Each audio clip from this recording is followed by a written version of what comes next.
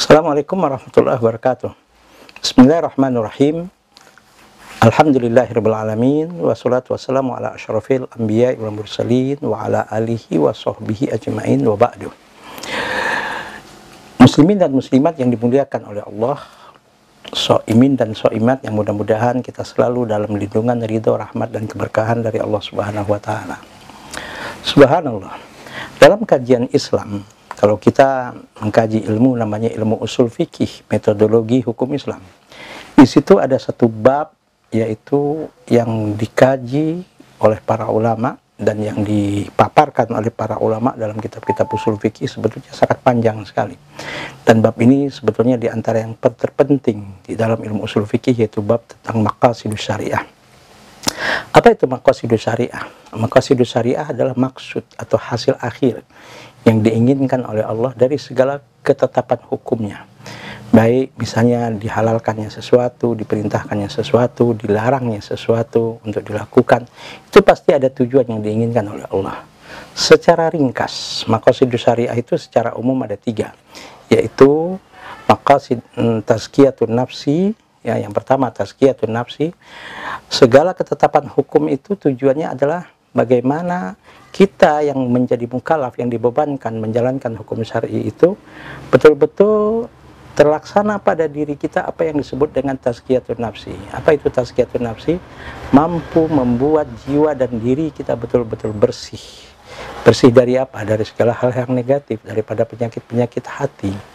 Yang kedua adalah iqamatul adli. Bagaimana dengan ketetapan hukum syar'i itu tegaknya keadilan. Artinya tegak keadilan berarti tidak adanya kezaliman pada diri kita, baik zalim kepada terhadap diri sendiri, zalim kepada orang lain, zalim kepada lingkungan, atau zalim kepada apapun, supaya apa yang disebut dengan iqamatul adli ini tegak. Yang ketiga adalah al-maslahah. Bagaimana ketetapan hukum itu betul-betul bisa melahirkan kemaslahatan, hal yang positif, hal yang baik, yang bermanfaat. Ini secara umum. Secara khusus misalnya, kita sekarang dalam bulan suci Ramadan. Apa sih keinginan yang Allah inginkan? Apa yang dikehendaki oleh Allah dari hasil ibadah puasa kita? Secara umum, bagaimana puasa yang kita lakukan 1 bulan penuh ini menghasilkan tazkiyatun nafsi tadi? Mampu membuat kita menjadi manusia-manusia yang bersih jiwa kita. Contoh misalnya, dengan berpuasa, apa salah satu yang ada pada syariat puasa ini? Mengajarkan kepada kita untuk jujur. Misalnya, ketika kita berpuasa, siapa yang tahu? Kan tidak ada ya orang yang tahu kita berpuasa. Yang tahu hanya diri kita sendiri, otomatis ya Allah Subhanahu wa taala.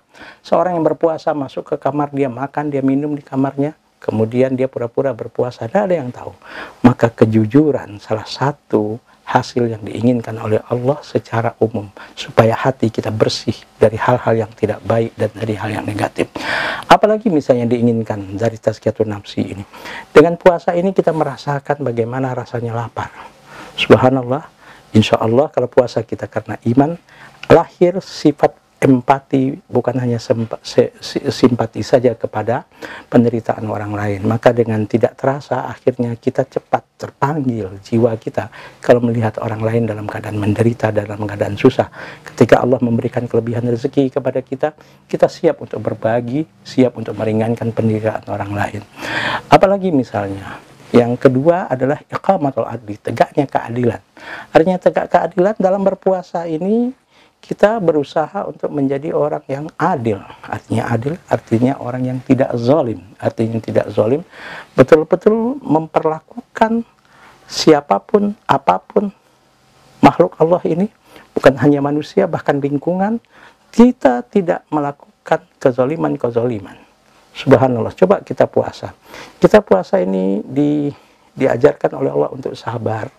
Bahkan diajarkan oleh Allah Subhanahu wa taala untuk betul-betul bagaimana kita ini mampu menahan amarah kita, emosi kita, ego kita.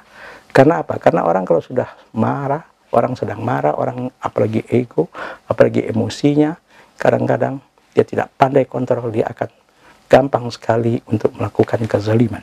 Yang ketiga al-maslahah. Gimana puasa ini untuk membuat kita menjadi orang-orang yang menjadi melakukan perbuatan yang soleh, perbuatan yang baik. Maka bagaimana puasa ini mampu menjadikan kita hamba-hamba Allah yang soleh dan solehah dalam kehidupan kita.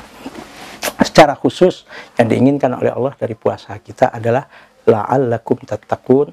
Bagaimana puasa ini mampu mengantarkan kita untuk menjadi hamba-hambanya yang muttaqin, hamba-hambanya yang bertakwa. Bukan hanya pada waktu bulan Ramadan ketika berpuasa, bahkan sampai selesai puasa, bahkan sampai datang Ramadan akan datang, kita masih tetap menjadi hamba-hamba Allah yang bertakwa. Kenapa? Karena kata-kata tattaqun di sini kata kerja mudhari, fi'il mudhari dalam bahasa Inggris present continuous tense dan future tense. Itulah hasil yang diinginkan oleh Allah dari puasa kita. Maka kalau ada pertanyaan, bagaimanakah ibadah puasa yang sesuai dengan syariat? Bagaimanakah ibadah sholat yang sesuai dengan syariat? Bagaimanakah ibadah haji yang sesuai dengan syariat? Ibadah yang kita lakukan kalau ingin sesuai dengan syariat harus ada dua hal yang terpenuhi. Satu, aspek apa yang disebut dengan aspek tata cara ibadah kita. Ini konsentrasinya adalah masalah fikih. Selama ibadah puasa kita, sholat kita misalnya, selama syarat dan rukunnya terpenuhi, insya Allah ibadah kita sudah sah. Kalau ingin sempurna tata caranya, kita tambah hal yang sunnah-sunnah dalam ibadah itu. Dalam puasa misalnya, apa yang menjadi hal yang sunnah dilakukan? Misalnya di malam hari kita bertarawih, walaupun mungkin tidak di masjid karena kondisi COVID-19 ini, kita bertarawih di rumah. Kemudian kalau ada kelebihan rezeki, kita berinfak dan saling membantu dan meringankan beban orang. Kalau ingin puasa kita sempurna, kita bertadarus, kalau nggak bisa hadir majelis ilmu, kita mendengarkan, apalagi sekarang subhanallah ya, YouTube, video dan macam-macam, banyak sekali untuk menambah ilmu kita. Kalau ingin puasa kita sempurna, dengan syarat apapun yang membatalkan puasa kita jangan kita lakukan. Nah, kalau masalah tata cara ini udah beres, apakah sudah sesuai puasa kita sesuai dengan yang diinginkan oleh Allah secara utuh? Belum. Kalau belum menghasilkan sesuatu yang Allah inginkan, kalau belum menjadikan kita menjadi hamba-hambanya yang muttaqin, yaitu secara umum, bagaimana puasa ini bisa menghadirkan tazkiyatun nafsi pada diri kita, membuat kita menjadi manusia yang bersih jiwa kita, membuat kita menjadi iqamatul adli, hadirnya keadilan pada diri kita dan kita tidak zalim. Kemudian yang ketiga adalah bagaimana puasa kita ini menghasilkan kemaslahatan dan mampu membuat kita menjadi, kalau pemimpin-pemimpin yang soleh, kalau sebagai ibu-ibu yang solehah, pengusaha, entrepreneur, sebagai pedagang, bagaimana menjadi seorang pedagang yang soleh dan solehah. Nah, mudah-mudahan apa yang kita bahas ini menjadi ilmu yang bermanfaat, dan mudah-mudahan puasa kita bukan hanya caranya saja yang benar, tapi hasil yang diinginkan oleh Allah yang disebut dengan maqasidus syariah dari puasa kita betul-betul tercapai seperti yang diinginkan oleh Allah Subhanahu wa Ta'ala, sehingga kita tidak termasuk apa yang disabdakan oleh Rasulullah dalam hadis sahih yang diriwayatkan oleh Imam Muslim, kam min shaimin laisa lahu min siyamihi ilal ju' wal atas. Banyak di antara orang yang berpuasa, kata Rasulullah, tapi sama sekali dia tidak dapat pahala, sia-sia puasa yang dilakukannya. Bukan hasil puasa, bukan tata cara puasanya yang salah, tapi boleh jadi puasanya tidak menghasilkan hasil yang diinginkan oleh Allah Subhanahu wa Ta'ala, membuat dia menjadi hamba-hamba Allah yang muttaqin. Maaf lahir dan batin. Subhanakallahumma wa bihamdika asyhadu an la ilaha illa anta astaghfiruka wa atubu ilaik. Assalamualaikum warahmatullahi wabarakatuh.